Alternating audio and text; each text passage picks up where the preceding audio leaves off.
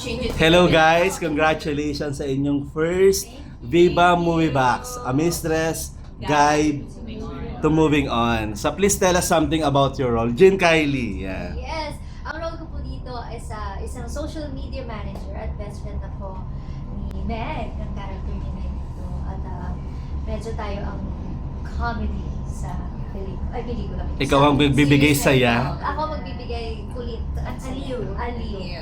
Nathan. Hello po, I play the role of Tasha, Richard's wife. She's a loving, loyal, and submissive wife ni Richard na eventually makikilala ang character ni Meg. Ang pagbabalik ni Meg. Yeah. So, ang character ko naman dito, I play the role of Pia. She's a beauty, love guru online, and she was once a mistress. So, recovery! So, yes, yun lang. Yes. Si Gucci din, ang pagbabalik ni Gucci. I know, and I'm so happy to be part of this platform naman. So, I'm very happy. I play the role of Richard. Ako yung husband ni Tash, which is Nathan. And I have many mistresses here. And ako ata yung parang villain ng series. Ay, unang tanong ko, what are the challenges you encounter doing this? Kumbaga, una sa Philippine Entertainment to, di ba? Yung Viva Movie Box na kung saan vertical. Okay, Jean. Siguro po yung blocking. Kasi sobrang tight namin na parang minsan hindi mo na nakikita talaga right in front of yung kausap. Nandito. So parang yung blocking medyo nagkakap siguro. Same, blocking and timing. So, medyo hinimay-himay namin kung paano namin gagawin yung bawat eksena. Which is not usual for us na nag-TV kasi minsan doon mahaba ang oras. So, yun. Meg naman. Siguro sa akin is yung transition ng emotion. Kasi pag drama, ang haba nung nung emotion mo na pwede mo pang, okay, feel it. Dito hindi talaga, pak. Kailangan pataas ang pataas dapat. Hindi ka pwedeng bumaba, hindi ka pwedeng may nuance na ang tagal. So, ang bilis everything. So, siguro yung pinaka-challenging kasi kailangan switch ng emotion agad. So, Yeah. Gucci. Oh, agree ako kay Megan dito. Is yung... Since Megan? Si Another mistress! Another mistress. Meg pala. How dare you! Si Megan. Wait lang. Pinag-combine yung Megan, Nathan and Meg. Okay lang yan, at least, di ba? It's okay. But the same as them too. Yeah. Megan. Grabe to. Anyway, You made up a I made up. But yun nga, it's the timing of the emotion. Kasi kailangan nandiyan ka sa emotion agad. Let's talk about your movie, no? About Mistress.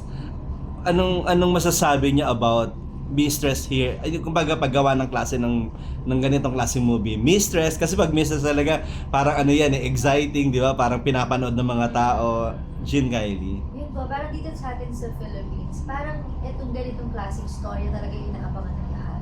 Na lahat nahuhook. So I think this is one of the series na pwede nilang mapanood sa TNT na talagang mahuhook sila, hindi sila bibitaw talaga. Lalo na pag nakita nila kung gano'ng pagagaling nito mga actors na natin on my side. Wow! Nathan. Kasi, di ba po, sa internet, ang laging hot topic or trending, natatabunan pa ang politics, nauuna ang mga kabit-kabitan at hulihan. So I guess it's also parang awareness din to everybody. Na ito yung epekto ng ginagawa nating mali not just sa mga kababaihan, but also sa mga Filipinos, pamilya.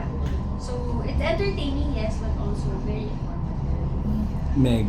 Siguro, they can focus also dito sa series na to, more than yung affair is yung women empowerment. Like, kung paano yung babae nagpa-process ng pain, acceptance, and then moving on. So, dito na maiintindihan na hindi lang siya basta-basta nafe-feel mo lang na, I wanna be a mistress, you know? There's a process also deep inside them. So, yeah. Gucci. Sa akin naman, I think that ang daming lessons dito. What's nice is that it's in handheld form. Hindi mo kailangan i-download or panoorin sa Netflix or something like that. Or, can I say that? But on a platform, on TV or sa movie house, so bilis dito. And I think there's a lot to learn. Yun yung talaga yung Talking about the lesson learned, ano yung naging pananaw nyo about mistresses doing this kind of movie? Anyone can answer. Still wrong. I mean, Still wrong. still wrong. You cannot justify, walang makapag-justify ng pagiging mistress. But I think for this series, mas may intindihan lang. If you're a mistress and you're watching this, maybe could help you like a wake-up call for you to like start loving yourself and then move on from that. Umalis ka na dyan sa pagiging mistress mo and just, focus on yourself and find someone who will love you and prioritize you. So, hindi lang to para sa, like, parang, natin yung pagiging mistress na parang, di ba? Ita-tolerate? Oo, ita-tolerate, no. Or, i-justify natin, okay lang yan kasi, no. Pwede sila matuto here.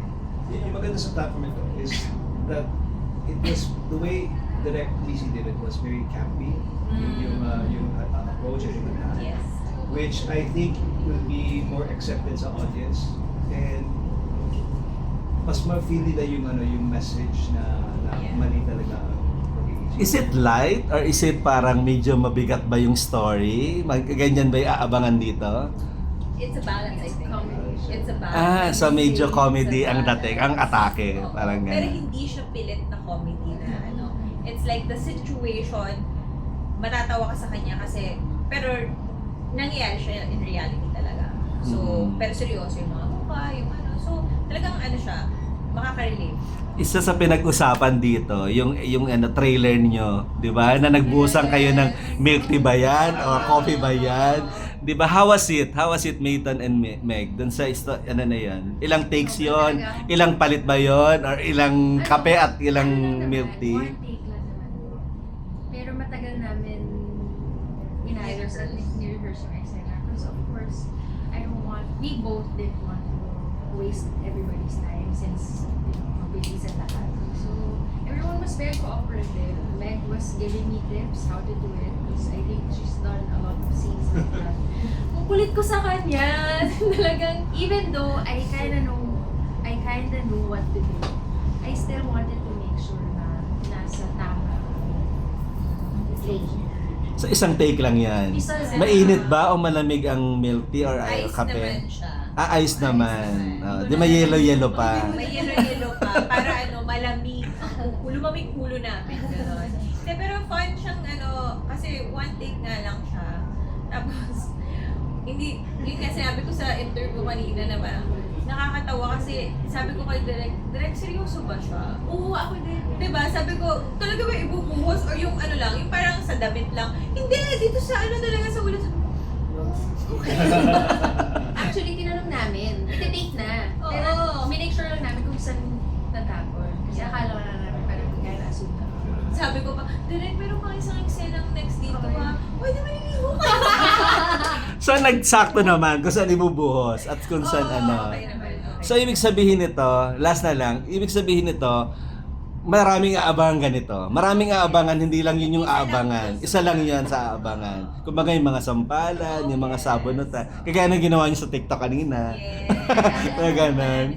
Sige, please invite them to watch. Abangan tong kakaibang movie ang unang movie ng Viva Movies. Ito yung host So, namin. yung host. Unahin natin yung host. Okay, Mr. Sky 2 moving on, streaming now on Viva Movie Max, of course. Yes.